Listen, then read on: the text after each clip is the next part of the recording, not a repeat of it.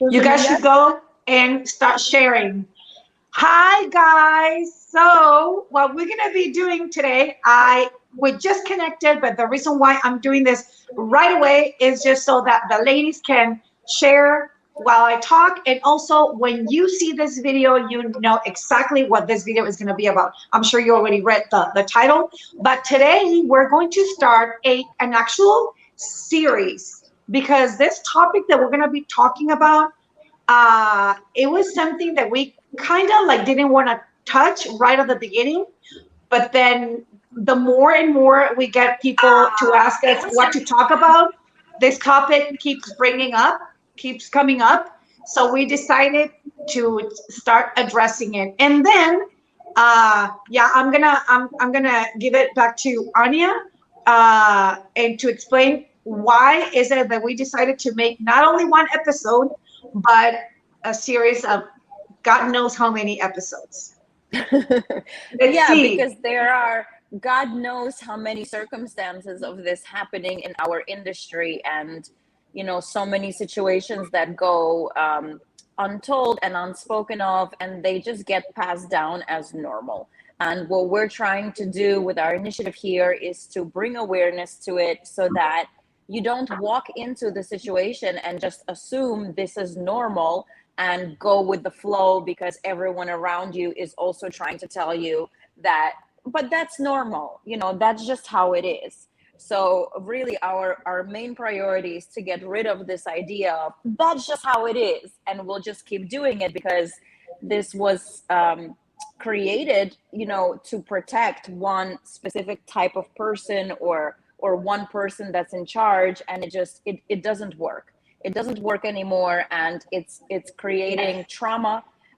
It's making people not want to participate in our industry. It is creating conflict in unnecessary ways, and it's downright abusive and irresponsible. And we need to all collectively do better and put a stop to this behavior. Anya, I think perfect. You heard it right in the note. Let's get into chauvinism, you guys. I have the definition I want to share, but I definitely want to hear your examples and what you think of when you hear the word chauvinism, especially pertaining to our Latin scene.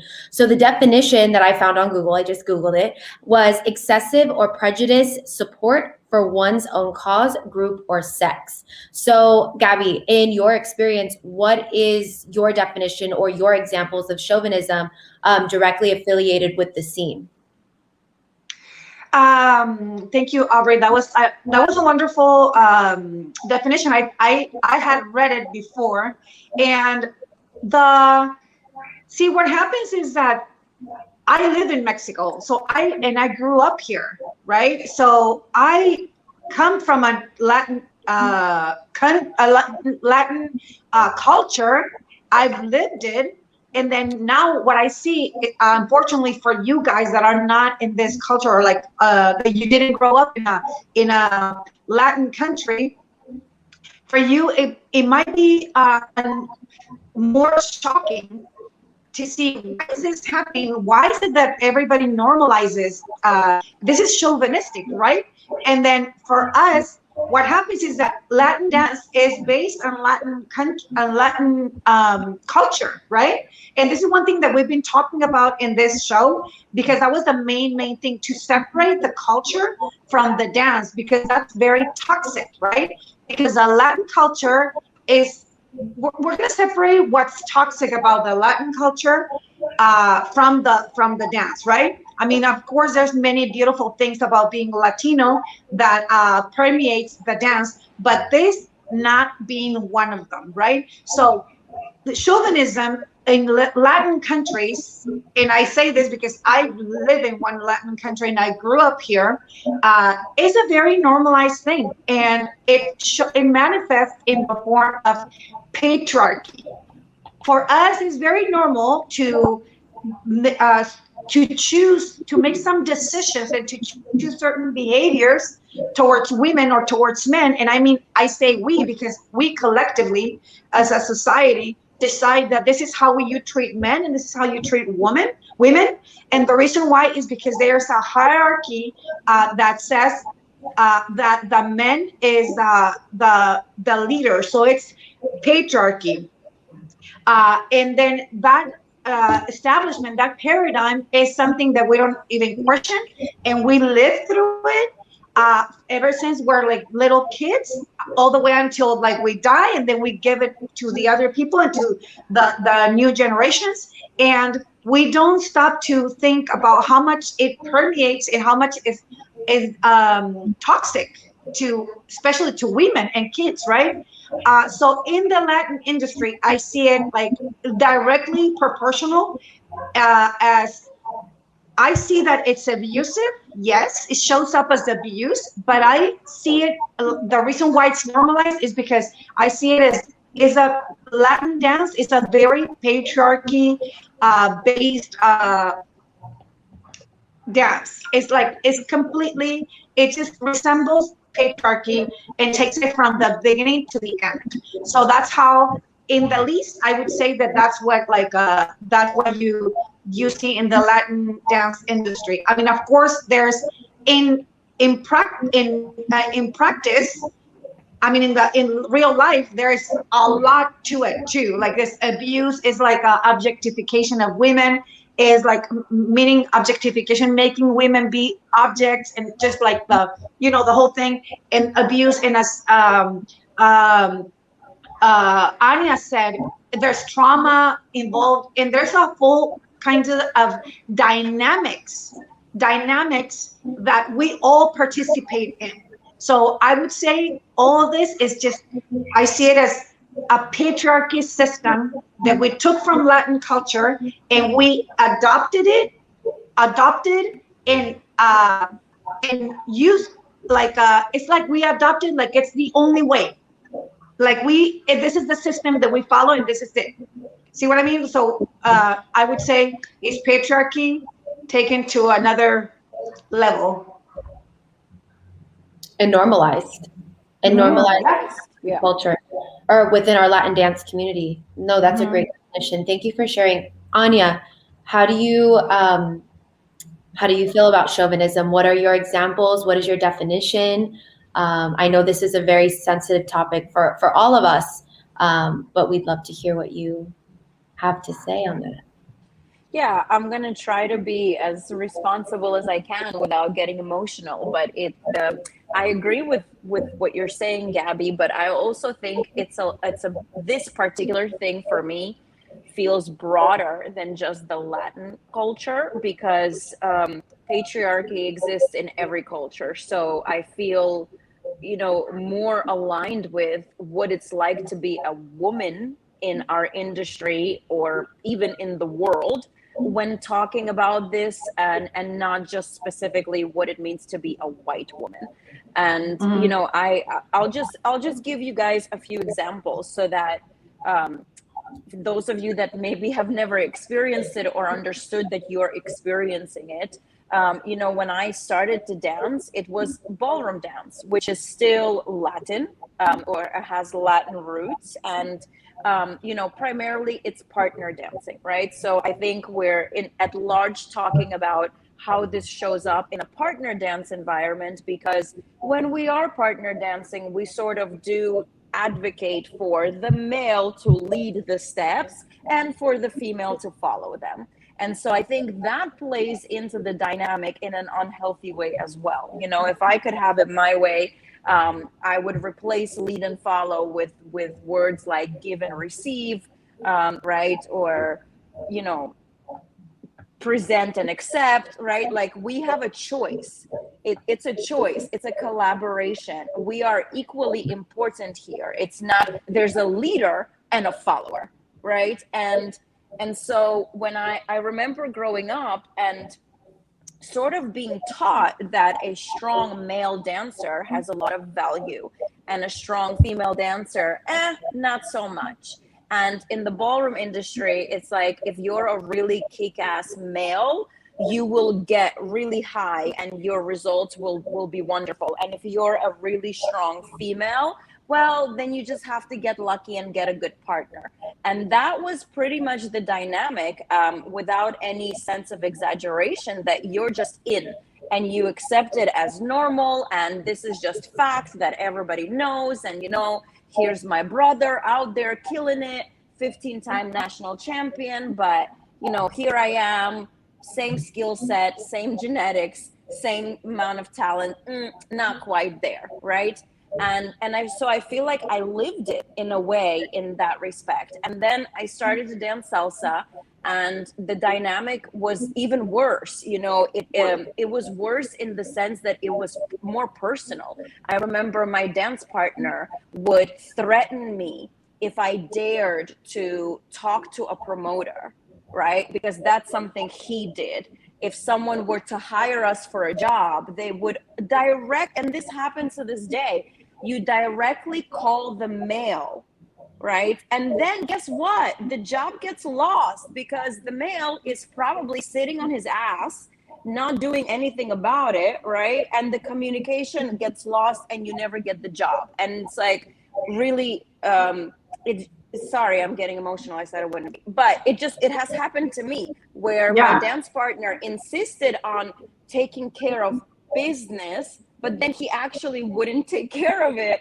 And then you just get stuck, right? And the same with, being hired in this industry. When you're hired in this industry by a man, there's a certain level of respect you don't receive, right? If you have an opinion, if you have something to offer that can help, you're laughed at, you're berated, you're sort of just like shunned out of the boys club. And I'm very lucky. I have made my way. But at large, if you look around, and we're all guilty of this, if you look around, you can probably come up with at least 15 professional male salsa dancers' names right now. At least 15. And if I ask you to do the same for women, you would not be able to do that. And if you think about all of your favorite performances,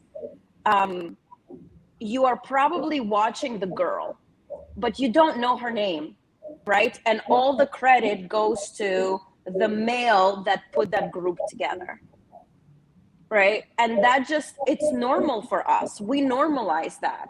We normalize that by repeating it. We normalize that by not being aware that we're doing it. We normalize that by being afraid. I'm guilty of that.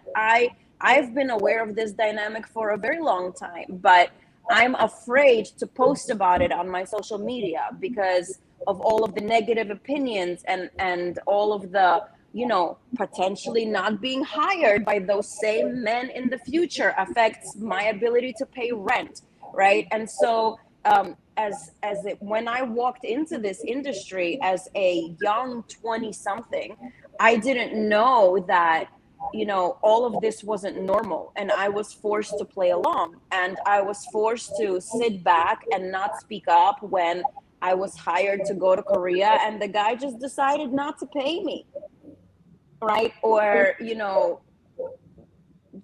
I'm like trying to refrain from naming names, but like you would go to an event and the person would just like make you feel this big because you're different by being a woman,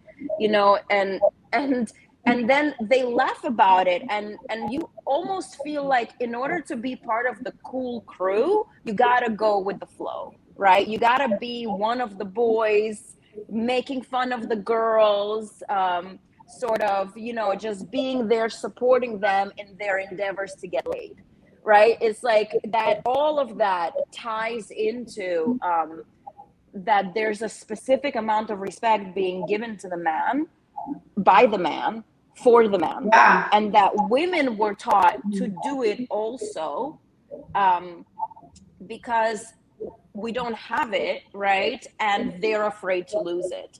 And so in order to move forward, it's really important that we start recognizing these parts in ourselves.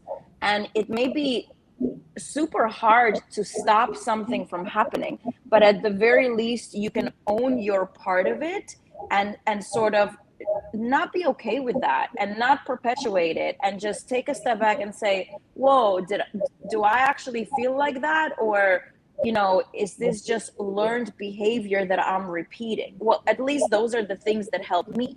But when I started to dance in this industry, I didn't know that you know, that is not okay. And now I walk, it's so funny, I took a dance class the other day, and it was about lead and follow.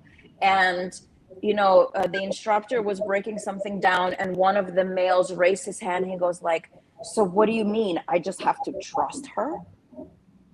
Right? And he was like disgusted and like scared, you know, because oh my God, how can you eat?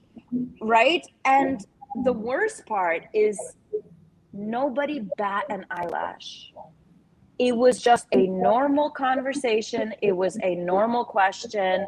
And I'm standing there looking around, raising my hand, and, you know, don't get called on, because I'm not going to be okay with that, but nobody wants that kind of drama. And so I think it's really important for us to stop looking at it as drama, to stop looking at it as conflict, to own our part in it, and to just take a step back and say, okay, how am I perpetuating this? What can I do? And moving forward, it's going to be better for all of us if we are seen as equal, because we're not the same, but we are equal, and we have things to contribute to one another. And it's not a competition, right? It's not who's better or who's worse. It's what's fair. At the very least, you know? At the very least. Yeah. And you know what, Anya, like one thing that I feel like, okay, we're going to have to go back to this video and then write down, like, because I think there's so much, so much. And, you know, and you and I, the three of us get together and we talk about things, and still more things come up, you know. I feel like you at least touched on 3 different topics. One of them, the very first thing that you said was like how in ballroom, you know, people are, you know, the man is the strong male is the lead, and then he's like successful, and then the strong woman is not so much, whatever. And this one thing, when you compare it to the salsa scene, to the Latin urban, whatever you want to call it, scene, the thing that like really is very shocking is that if you compare a ballroom dancer, a male ballroom dancer, to a male salsa dancer, the level of skill is there's a world in between, because the standard in which we hold ballroom dancers, male or female, the standard in which they hold themselves is so much higher than the standard that we hold ourselves and men in this. So how crazy is it that we have created this pattern in which men don't have to do anything? They don't have to have good technique.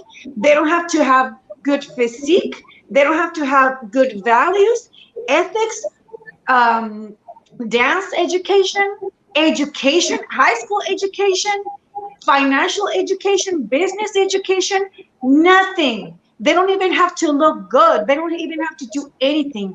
All they gotta do is have the balls to be putting together a company. And maybe if they have this much talent, which it has to be natural, because nobody will ask for them to take any classes for anything. If you were born with some natural talent, or you, for some reason, you're good looking, or you were born in a place where people dance whatever on the street, or you belong to some company where you can copy all those moves, then you can have a career if you're a guy. But if you're a girl, you need to be having all these other things.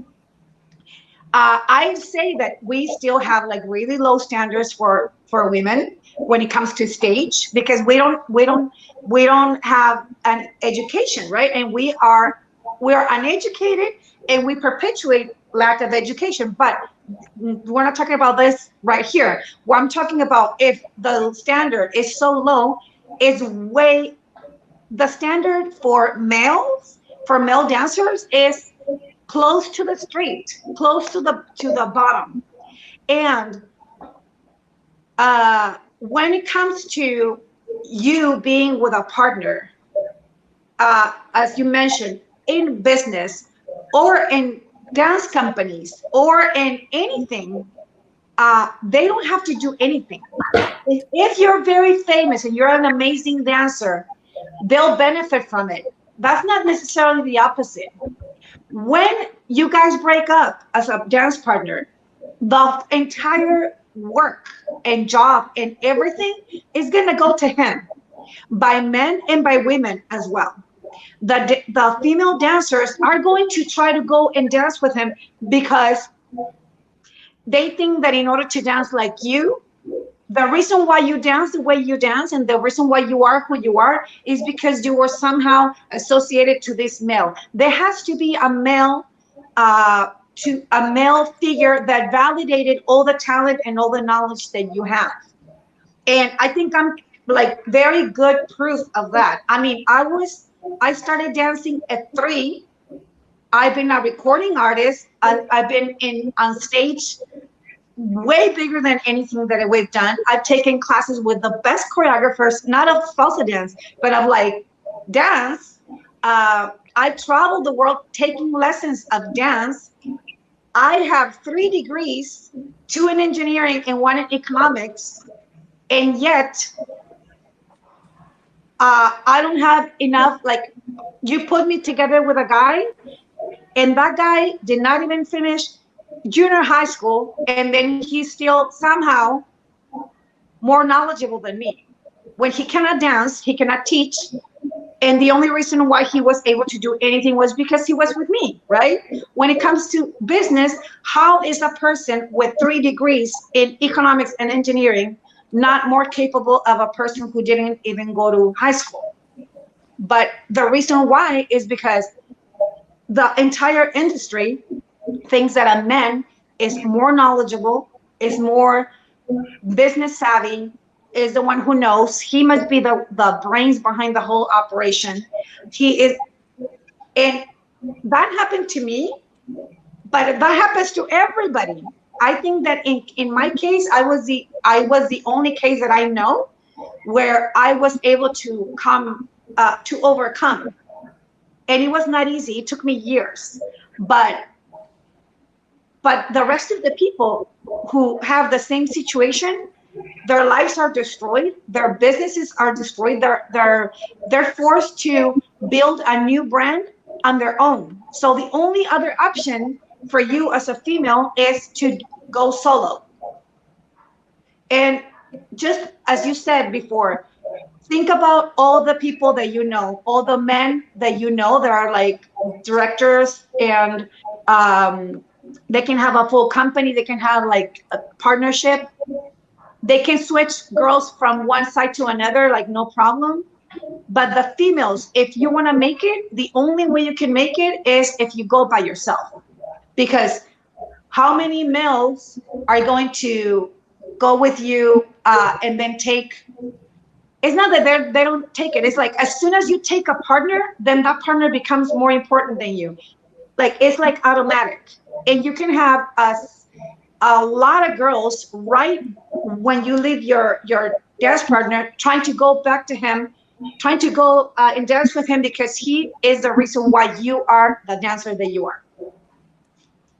Yeah, I think you nailed it. I mean, you brought me to tears. You nailed it. That is exactly the environment that we are in, and that's exactly what's happening. That would, potentially, it leaves us with very little options, right?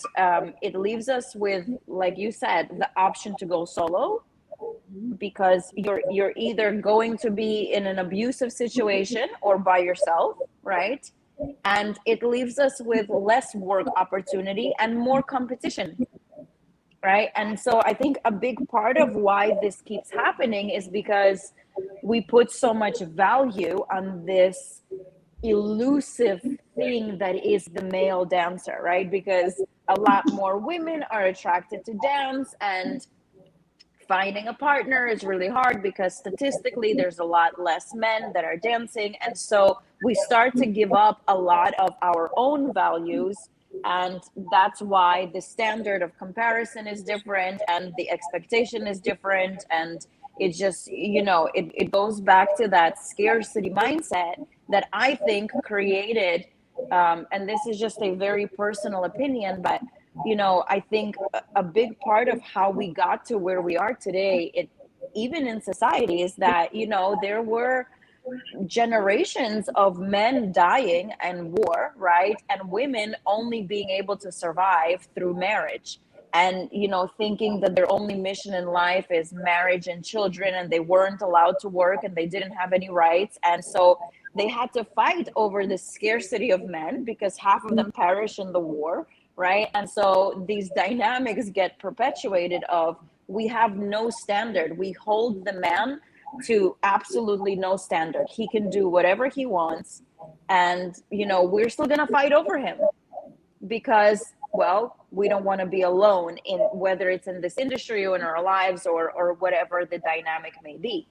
And so I like, you nailed it for me, and it was really hard to hold the tears back because I lived so much of that, in all aspects of my life, but especially as a dancer in like these two different industries, right? And this is in two different industries. And so I'm wondering, actually, Aubrey, as like you being 10 years younger than us, what has your experience been like walking into this industry? And also, I want you to talk a little bit about, being a soloist versus depending on a partner now that you're in the scene. Yeah, I appreciate you asking me, because I'm listening to both of your stories, and I know that you've had an immense amount of years within the scene, and it breaks my heart because I know exactly how talented you guys are on the dance floor and off the dance floor. So it's hard for me to hear this. Especially going back and looking at how I came into the scene. I came into the scene as an invite. A very well-known dancer asked me to be his dance partner. And I'll be honest with you, there wasn't a time that I ever felt when I was dancing with him that I was being disrespected at all. It wasn't until we went our separate ways, and by mutual agreement, we went our separate ways. And then I decided to start a dance company, and all of a sudden I felt like I needed a partner to do it. And so but let me stop this, because not let me just interrupt you. One thing that I can see, because to me, I see it, and I think I can with like a lot of confidence say that you are the best dancer in the Latin industry. You are by far the best dancer. Like there's nobody can touch your level of technique as a dancer, right? So it's very typical that you would see somebody like you being brought by somebody who has no talent, because the guy, I mean, I love him and everything, but he has never taken a dance class in his life, and it shows, right? And if he has, it's not the level that you have. So this pairs are very common.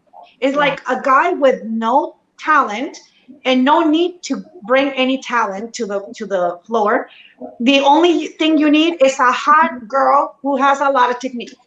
And this is a pattern, or like a paradigm, or like just a paradigm that I see over and over. Continue. And that's kind of like where I was getting at, is that I started to see that the trend is you have a dance partner, and then you have a really, really, really talented dance follow that can make the lead look good, and I love him too, and I'm sure everyone knows who it is, but it's now I see the trend to, whereas like a year in, 2 years in, 3 years in, I was like, oh no, he was just so great to me. Like no, it was a smart move to bring in a very well-rounded, talented dancer that could pick up bachata or salsa and make money off of it. Mm-hmm. When they left, I did the same thing with another partner who definitely was not at my level, but I knew I needed a male to get into this industry. I knew that, like, as a dancer, like, no one's going to want to watch a dancer do bachata. They want to see the partnership. They want to see the story. Who cares if you can do 10 turns? Like, they want to see the story. And so, and I'll be honest with you, like, I capitalized off that for a very long time and I remember promoters telling me, like, you need to come down to his level. You need to not outshine him so much because it doesn't feel like he's leading you. And that was like, okay. So then I started bringing myself down. And of course, it ultimately ended up exploding because that person decided to be shady, and I found out.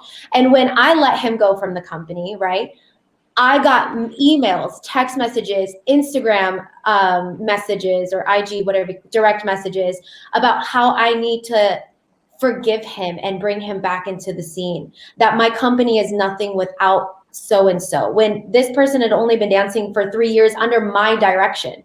Like, this person only danced and knew what he was doing because of what I was teaching him. And it was just such a frustrating time where I was ready to just give up on the company. Like, you know what? I'm done dancing. Like, I don't need to be in this Latin scene proving myself because I have a dance partner who's a male. Like, no. And so I had two choices, whether to keep the company and keep going on my own and hope that we made it, or get rid of it. And I lost probably 70% of my company when I decided to let my male partner go. And he did, like I had mentioned, he did shady things, and people were like, how could you let him go? It was just a mistake, this and this and that. I'm like, how can I name my company Empowered Movement when I'm okaying this type of behavior? Like, what? And it was women that were telling me this. That's like the most frustrating part, is like, holy shit, like, do you guys not see, you want me to forgive someone for being a leader in my company, a leader in the scene, that's disrespecting women? Like, no, we're not going to do that. So, I mean, it took time to rebuild, and now I'm in a place where I am a solo artist. You know, I am running the company on my own now. And I think people pretty much know, like, I hold my foot down in the scene. I think promoters know that. I think everyone knows that when I walk in, they're like, oh shit, Aubrey's here. And it's not because I'm arrogant, and it's not because that I know that I'm the shit, right? It's that I genuinely have training and can probably dance circles around people that think that they're amazing because they're so-and-so and have X amount of people that follow them on Instagram. Like, none of that matters. Like, let's duel it out on the stage. Like, let's show it in the numbers of people that actually want to train and learn, you know? So I know I'm going off on a tangent. I think recently— No, but like, in all honesty, Aubrey, even the success that you have, I honestly think that it's not enough, because it's not what you deserve. And I don't think you are, how do you say it? Like, I know that if you brought in a guy, then people would accept you even more. That's what I'm just saying. And there's no way you can bring a guy that is as talented as you. Maybe, you know, like, another trend that I see is gay men having more knowledge, I guess, like, or they just have more interest in learning how to dance, and then therefore, in my experience, they're like they're a less toxic part of this paradigm, because at least they're more, you know, they're more like they're more knowledgeable. They want to learn, and they don't want to be as just like defending their mediocrity just because they're male. What I feel is how, like, people really respect heterosexual guys that have like zero talent, like zero. I mean, I don't know how to say it. You know, like, I'm just gonna go like on a little tangent here, but not really. When I teach, I'm teaching a very technical biomechanics class, right? And I teach, this is for teachers, right? For teachers who want to be bachata dancers. So I teach very analytical, and then we analyze bachata dancers that they like, right? And every single time they bring a bachata couple, I analyze and I'm like, please do not look at the guy because the guy is doing nothing. Nothing. The guy is just there uh, holding the girl and looking hot. Yeah. That's it. The girl is doing all the job. So, and Which, how is sorry, this? How is this also, okay? yeah, and it also makes it really difficult to teach guys, because I have, a lot of wonderful male students that really want to learn. And as soon as you start teaching them to dance, they get really shy because the cool guys that they are looking up to don't move that way, right? And so then they kind of, they're committed, they want to, but they're afraid that by developing biomechanics, which will move parts of their bodies that they don't see being moved on the TV that they're watching, right? They start saying things like, oh, that looks girly or gay or extravagant or too much. And they literally say things like, but isn't that too much, right? Like, should I? Body movement, they refer to body movement as being too much, which is ridiculous because you are a Latin dancer. Uh-huh. Your body is what you're supposed to be moving when you come into this class, right? So it manifests for the new generation of men in a toxic way as well, because even the men who do want to commit and do want to dance and sort of are more evolved than let's say some of our leaders, right, in the community, or whoever's still perpetuating this old propaganda, they don't stand a chance either, because they don't have anyone that they can look up to justify them Right. moving into this new direction. Oh, yes. And I'm going to like move away from this topic, but before I'm just gonna make something very clear, because I know that people listening to us are gonna be like, oh yeah, you guys are defending people that move, like the guys that are gay. I'm sure people are gonna be looking at me and being like, oh yeah, all your kids in Alma Latina are gay. Uh, and whatever, right? But that's not what we're talking about. Like, we're talking about um, being efficient in your dance. And then in your dance, this is not efficient. This is not efficient. It doesn't look good, but this is not efficient. And in bachata, for instance, you can't be leading with the hands because that's not efficient. Yeah. And if people that you follow are like this and they're leading with their hands and not with their body, that's lack of efficiency. You're Yeah. not producing dance. You're just like And holding the knowledge. girl. It's So literally it's not about how pretty you look. It's not, I mean, the byproduct of body movement is that you're going to look good.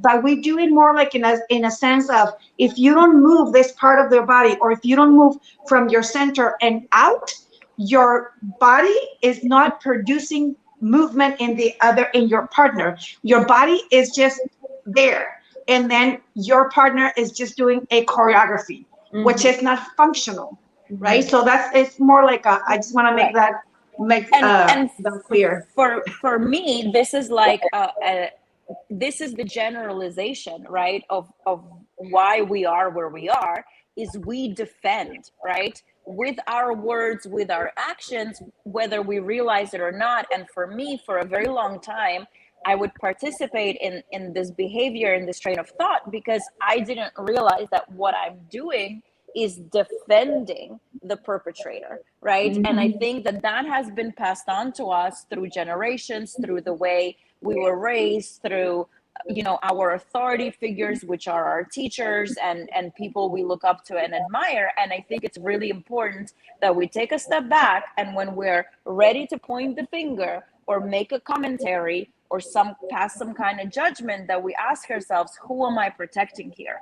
Because the same thing would happen to me. If I would ever train someone that is gay, in, you know, it would literally be like, oh, Anya teaches people to look gay. And like, really? Or you're just looking at someone that happens to be homosexual. Have you ever considered that maybe they look what you refer to as gay because they are? You know, like, what? How, you made me very powerful just now, right? But that's not really what's happening. And, you know, to go back to your example of gay men, is I still feel like the gay man has a better shot at being successful in our industry and being showcased in our industry than a woman. And, you know, and you could see this 100%. by event organizers and competition organizers with, you know, like the female solo will never get a Saturday night slot, but a male solo will, right? Mm-hmm. And the female same gender, you know, you don't see that on TV, but male same gender is everywhere. And so really, is it really that cool?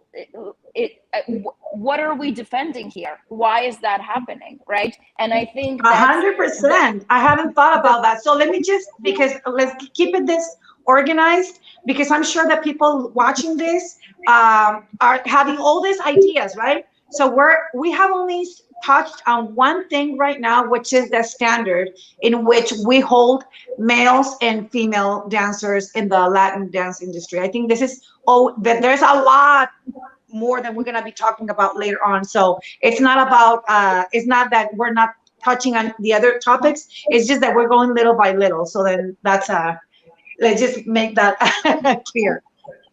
And Aubrey, do you have a question for us? Yeah, so I guess, you know, we've heard kind of all of our stance or an example of chauvinism within our business and how it's affected us personally, emotionally, but also on a business level right here in the scene.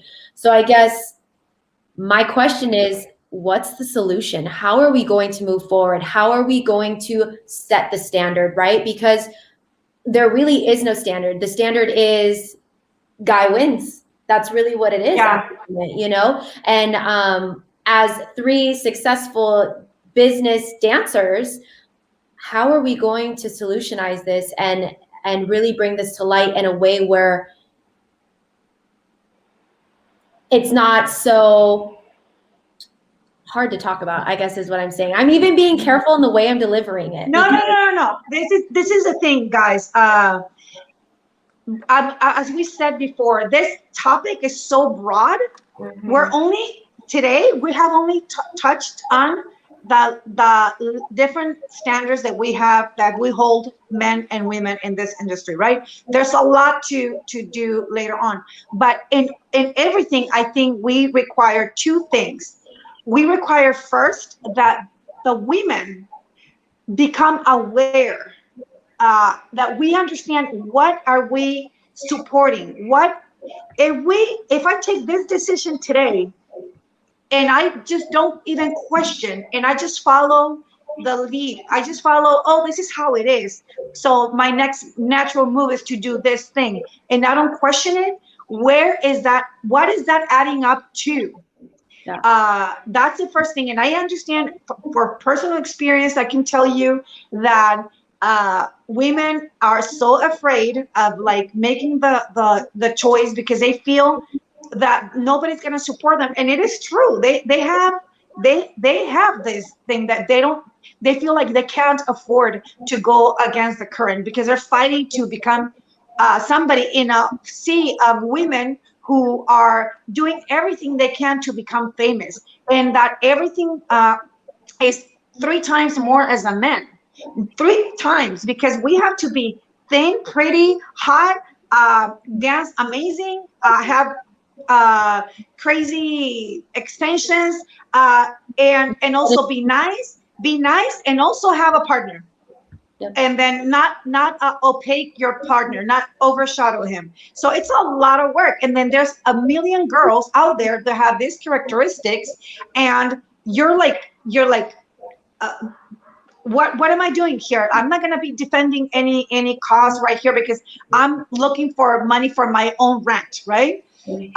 But to be aware of where this is going to lead all of us to, we're narrowing we're making a market that is going to be so narrow that only the women that take more abuse are going to survive it.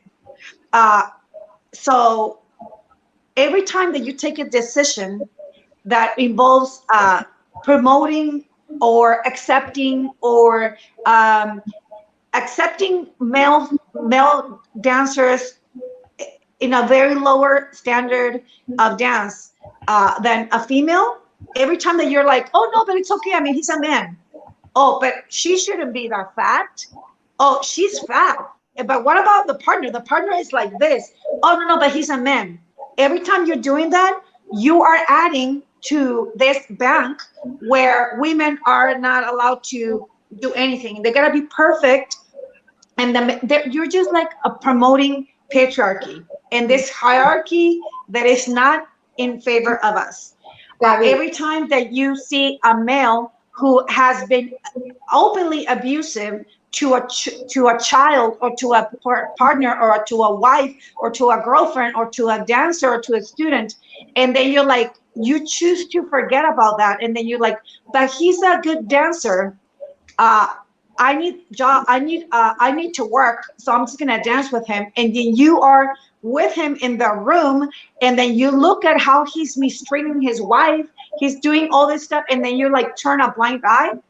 Let me tell you that you are perpetuating this same culture and this same thing that is not helping you. And I understand that is very hard for us because of the same thing that we're talking about.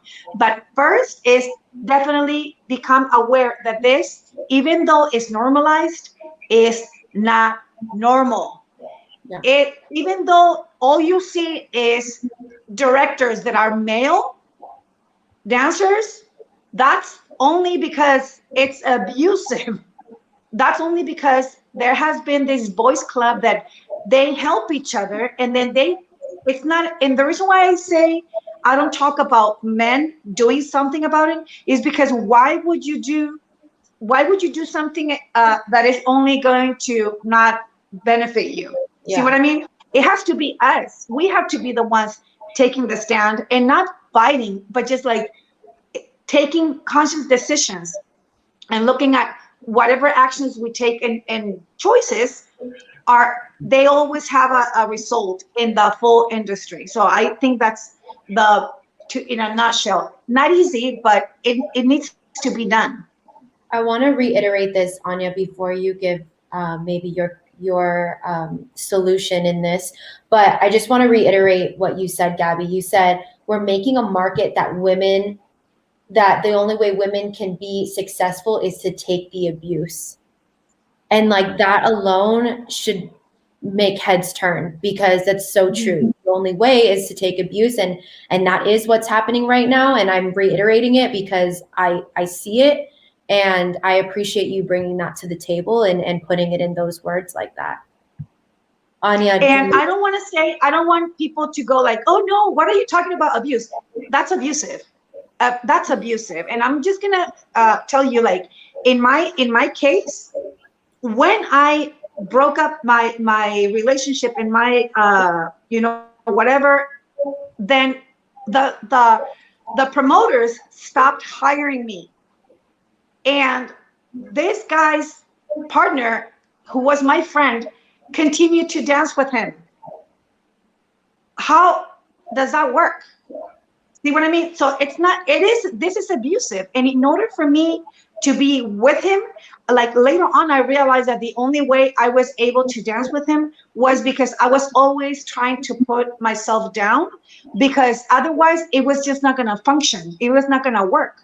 By me being like, every time that I came out on the street or like on the Congress or whatever, and people were like, oh, you're so talented, you're so intelligent, you're so smart, you're so beautiful, I could feel right there how he was gonna give me trouble for the rest of the day or the rest of the week. So I was always like, no, it's him, and this is the pattern that we get into. And I want girls to know that somebody like me had to go through that, and I was not even aware. So I want you to look at me and then be like, I don't want this to happen to me. So that's the reason why, like, I'm so open about like talking about this, and I'm only touching a little bit of it. But this is the only way you keep a company together is by taking the secondary role, always. And that's in the least abusive. And we're not even talking about other things that are like blandly abusive. This is abuse. Because when you're so talented, when you're so intelligent, when you're doing all the work, you're doing all the admin work, you're doing all the business work, you're doing all the PR, you're doing everything, and you're doing all the training and all the dancing and all the getting lean and the whole thing, and all he's doing is just showing up whenever he wants, that's abusive. That you even make the same amount of money because you're on top of it teaching extra classes, because you teach styling, and they pay you the same because you guys taught two classes together and you taught one class by yourself, and they pay both of you the same, or in other cases they'll pay him more. How the fuck is that like normal? So I want girls to see this and be like, oh shit. Next time I see this, I want you girls to be like, this is not normal. Even though it's normal, it's not. Yeah. And then the flip side of that is, if you are experiencing that and you refuse to accept it, which I went through so much of what you're talking about, and then at some point I was like, no, I'm done, right? So the flip side of being done with that is you get blamed for everything. So in my first partnership, it was like, everything that you just talked about and more. And then in my second partnership, I never gave the guy a chance. I steal the spotlight. And so I become the bad guy because, in one way or another, when you're strong and empowered and doing all these things, you cut the guy's balls off, right? It's like of course you took from him, right? We never hold the man accountable for anything. And so for me, the solution would be holding myself accountable for not being or partaking in that kind of behavior, and just starting to recognize it. And it's not easy, you guys, because for a lot of us, that comes with a lot of internal pain and trauma and experiences that cut a lot deeper than just our dance careers.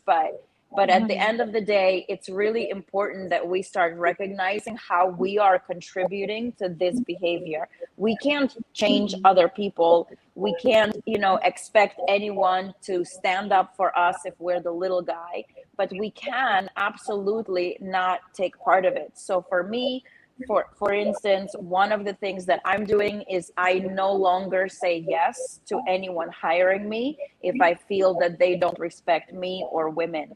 I work a lot with women promoters, and if a man is going to hire me, I make sure that I am respected, that I get what I need, and that I don't feel that patriarchy or hierarchy within their community. Another thing that I do is, before I feel like pointing the finger at anyone, and I have those instincts, I am a victim of sexual assault.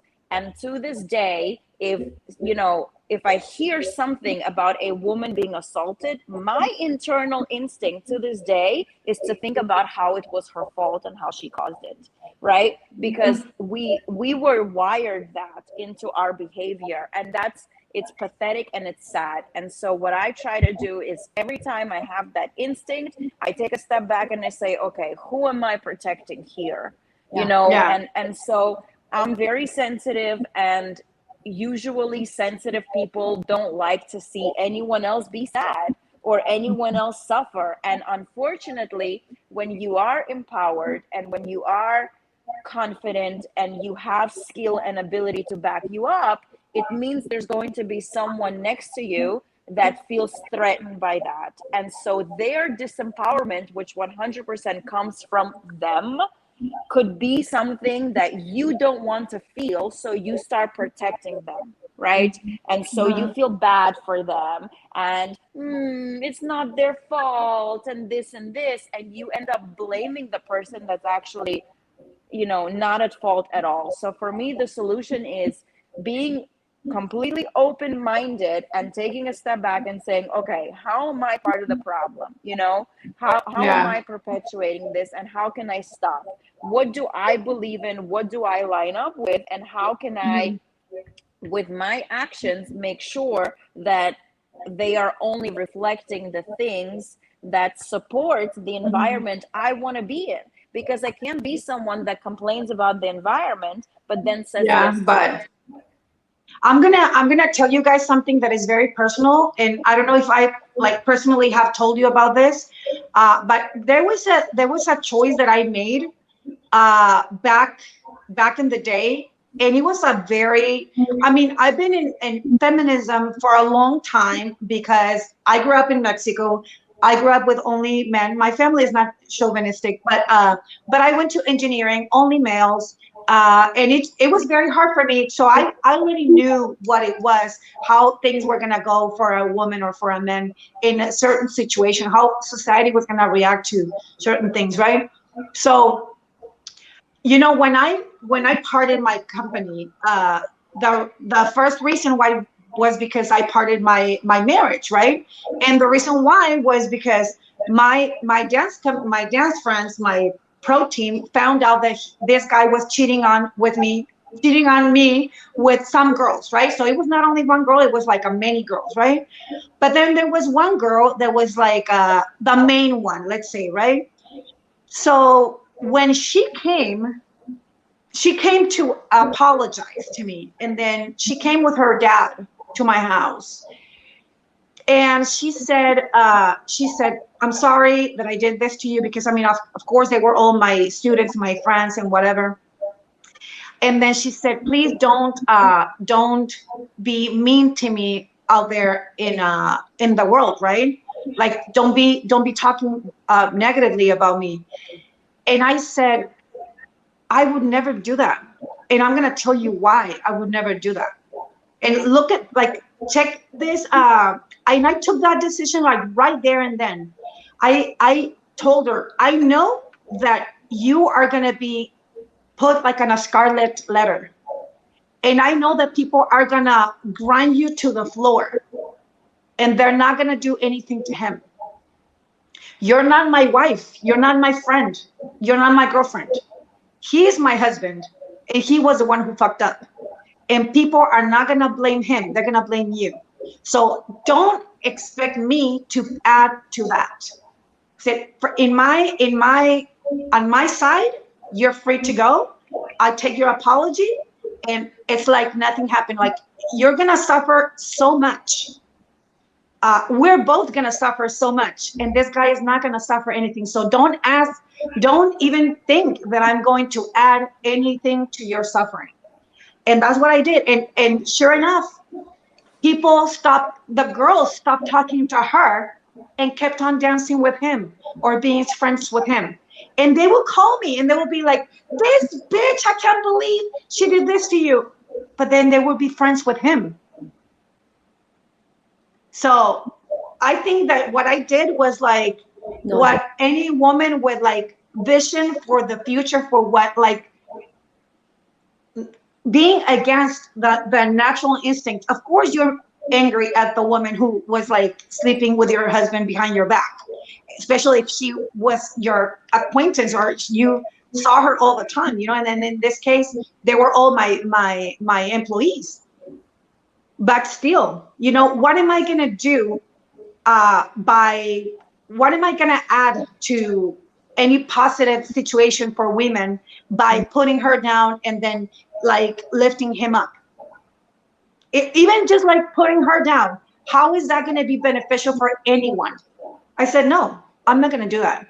And I think that it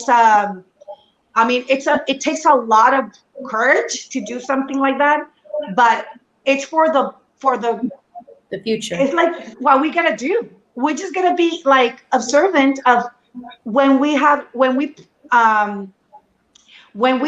women to a way higher standard, and we blame them for everything.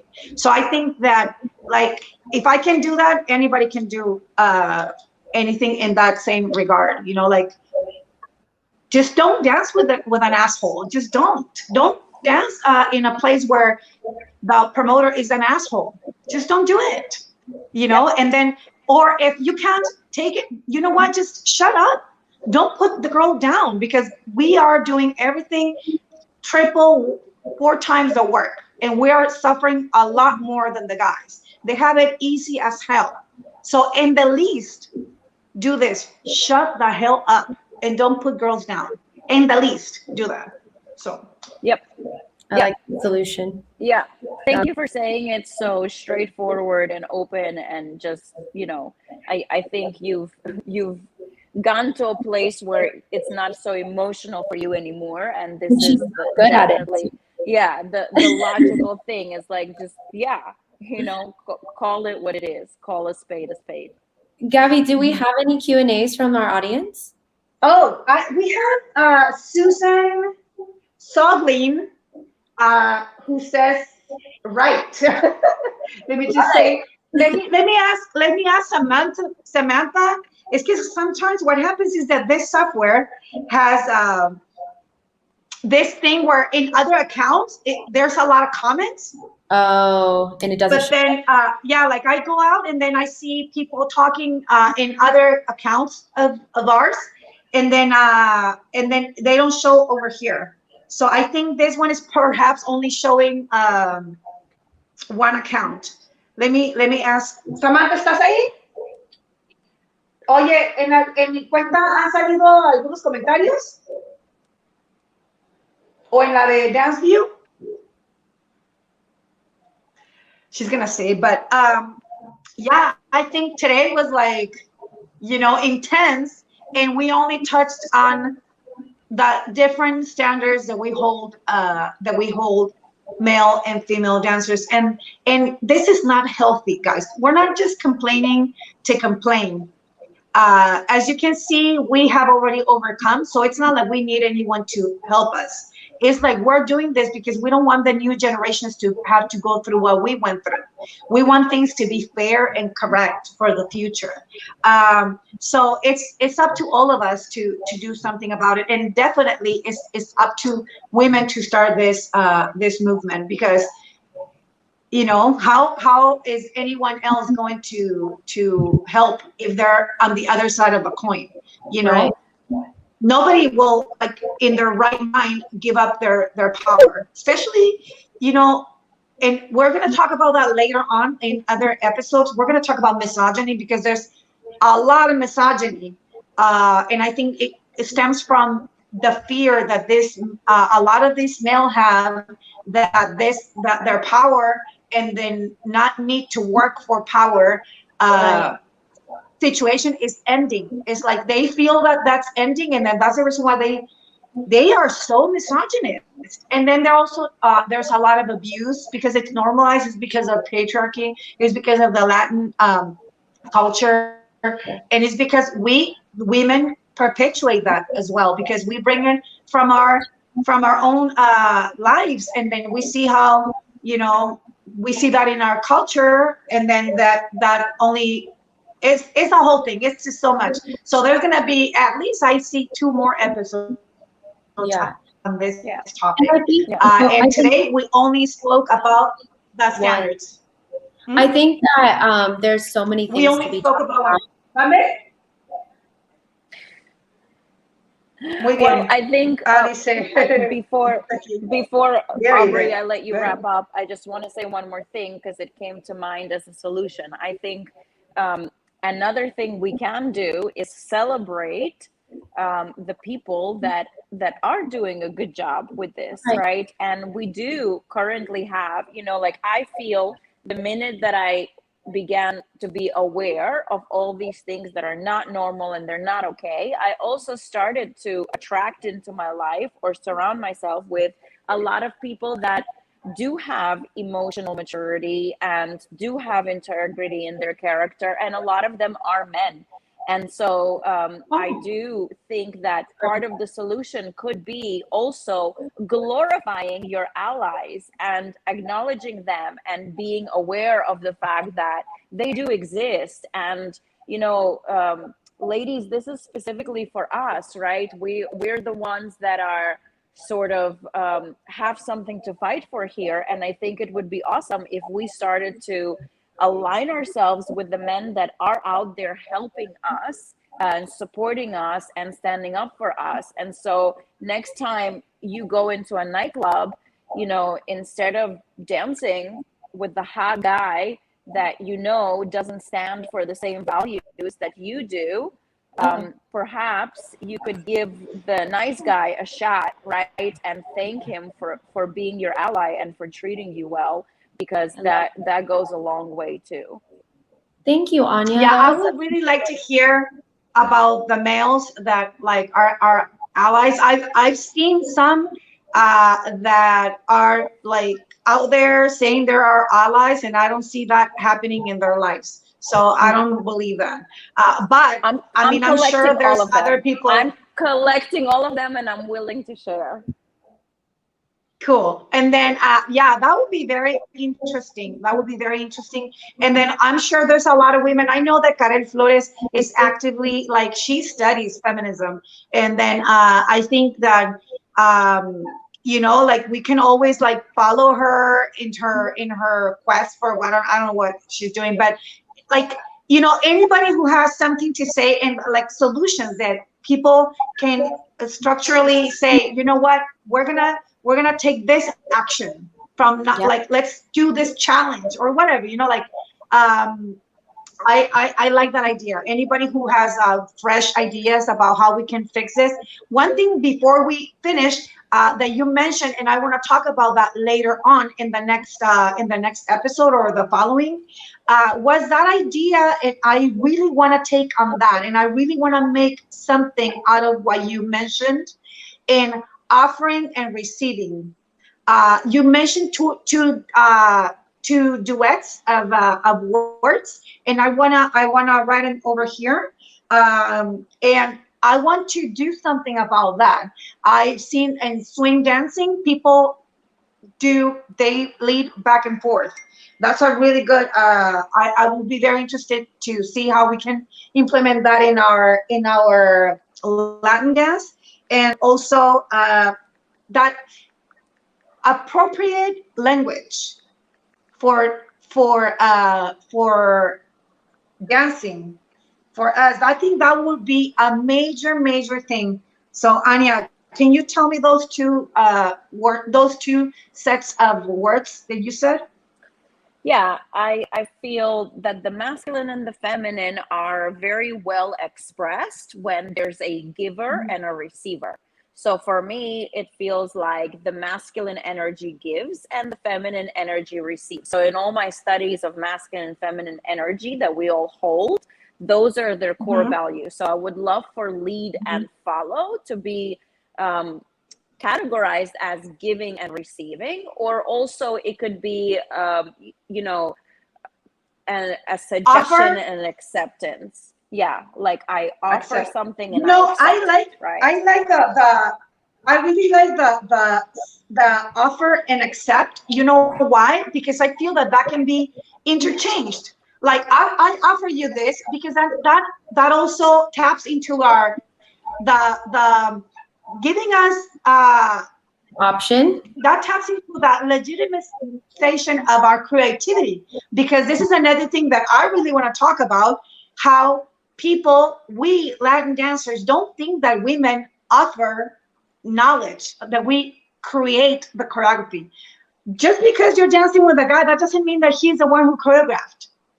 Yeah. You know, and so this offering and receiving, offering and accept, I think it can be like a very good dynamic in which in the same choreography, you're offering and you're accepting. You offer and you agree. Like offer, agree, because it means whoever is offering, the other person has to accept and agree, right? And they have a choice and a contribution. Yeah. So yeah, for me, I actually I love the word lead. I love leadership. I love initiative.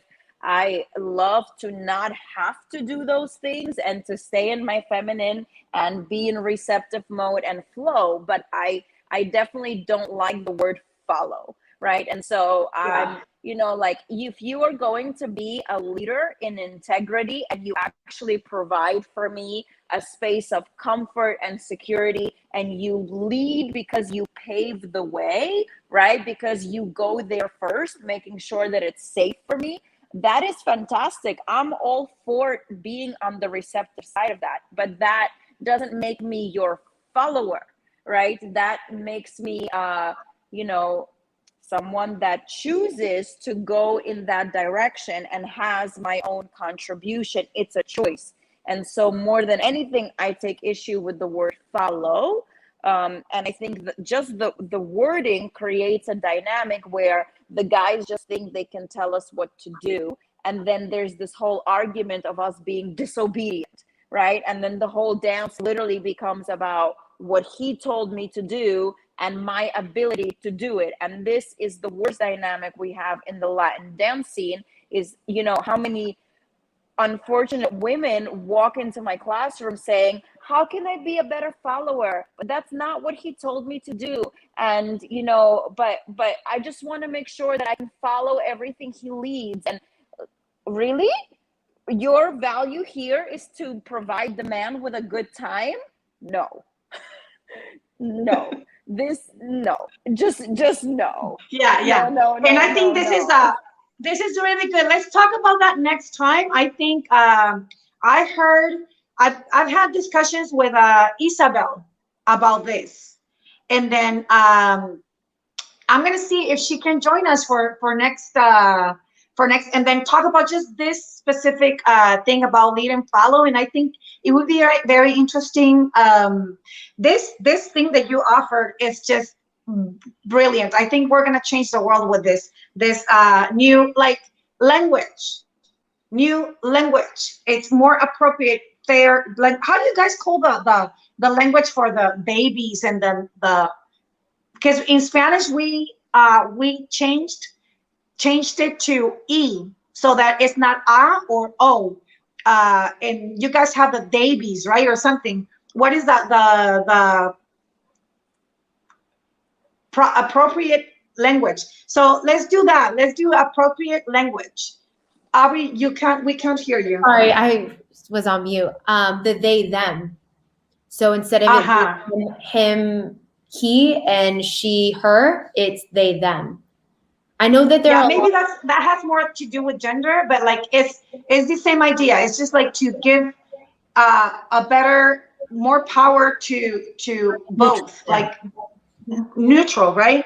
So this duality I really love, and then we're gonna work on that. And then next week I'm gonna see about bringing in Isabel for that topic, and then we'll see. You know, I think we're coming up with like amazing stuff right here. And thank you guys. Thank you so much for being here.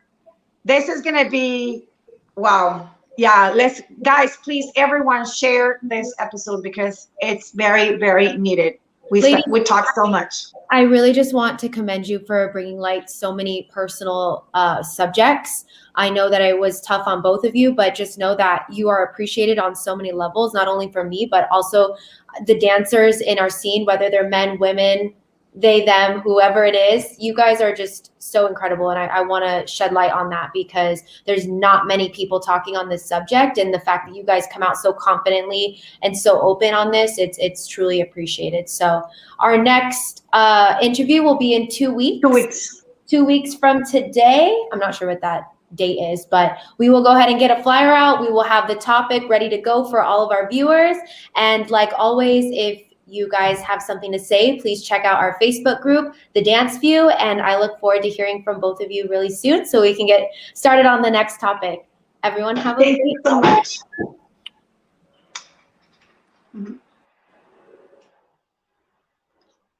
¿Cómo se hace esto?